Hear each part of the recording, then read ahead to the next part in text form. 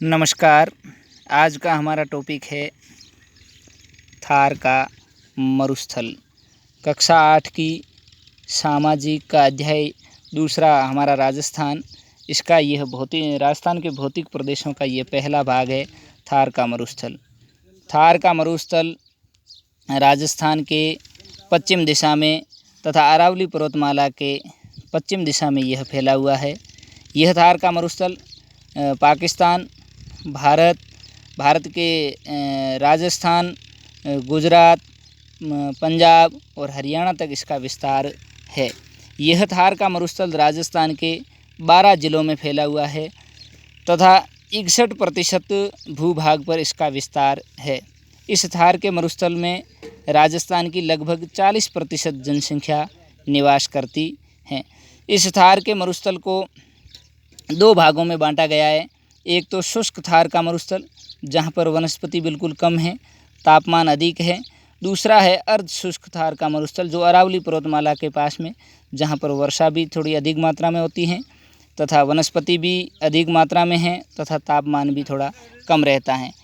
अब है इस थार के मरुस्थल की विशेषताएं। यह थार का मरुस्थल दुनिया के अन्य मरुस्थलों की तुलना में यहाँ पर जनसंख्या घनत्व अधिक है, पशु घनत्व अधिक है, वर्षा भी अधिक होती है, खनिज विविधता भी अधिक है, वनस्पति भी अधिक हैं, कृषि, सिंचाई, जैव विविधता ये दुनिया के संपूर्ण मरुस्थलों से इस मरुस्थल में अधिक हैं। इसलिए इस मरुस्थल को विश्व का सबसे धनी मरुस्थल कहा जाता है। इस थार के मरुस्थल में तापमान है वो गर्मियों के दिनों में लगभग 45 से 50 डिग्री तक पहुंच जाता है और सर्दियों में यहाँ पर सर्दी भी अधिक मात्रा में पड़ती है, लगभग 0 डिग्री तक तापमान पहुंच जाता है। इसका प्रमुख कारण है यहाँ की बलुई रेतीली मिट्टी, जो बड़े कण की होने के कारण वो जल्दी गर्म होती हैं और जल्दी ठंडी हो जाती हैं। इसके बाद में आता है इस थार के मरुस्थल का बाड़मेर, जैसलमेर और बीकानेर, इन 3 जिलों में इसका अधिक विस्तार होने के कारण इसको भारतीय महामरुस्थल क्षेत्र कहा जाता है या इंडियन ग्रेट डेजर्ट भी कहा जाता है। इस थार के मरुस्थल का बाड़मेर के कुछ भाग, जैसलमेर के पोखरण तथा उसके आसपास के भाग तथा कुछ जोधपुर का भूभाग इस क्षेत्रों में यानी पथरीला मरुस्थल, यहाँ पर रेतीले धोरे कम होने के कारण इसको बालू का स्तूप मुक्त प्रदेश भी कहा जाता है। इसके बाद में है यह थार का मरुस्थल, इसमें जो रेत के धोरे टीले जो होते हैं उनको बालू का स्तूप कहा जाता है या धोरा स्थानीय भाषा में कहा जाता है। यहाँ पर जो वनस्पति हैं उसकी लंबाई कम होती है, पत्तियाँ कम होती हैं तथा छोटी और लंबी होती हैं, बड़ी होती हैं, और यहाँ पर तना है वो छोटा होता है और जड़ें होती है वो गहरी होती हैं। यहाँ की जो वनस्पति हैं उसमें रोहिड़ा है जो राजस्थान का राज्य पुष्प है, खेजड़ी है जो राजस्थान का राज्य वृक्ष है, जाड़ है, केर, आक, थोर, लाणा, फोग, अरणा आदि प्रकार की ये वनस्पति थार के मरुस्थल में होती है। यहाँ पर जो नदियाँ हैं थार के मरुस्थल में, एक लूणी है, गगर नदी है और एक काकनी नदी है। ये थार के मरुस्थल की प्रमुख नदियाँ हैं।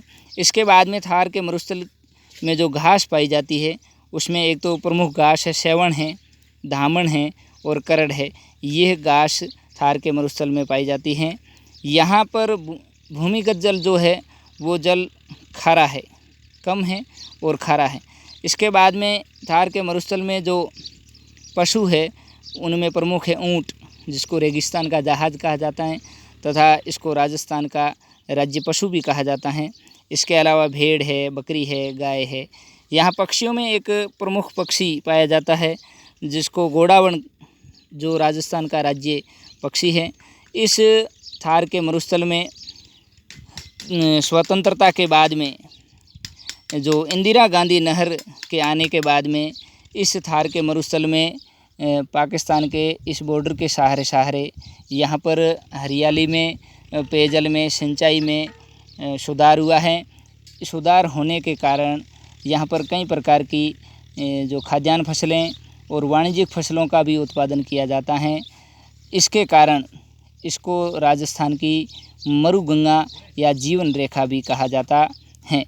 तो यह आज हमारा टॉपिक था थार का मरुस्थल। जय हिंद, जय भारत।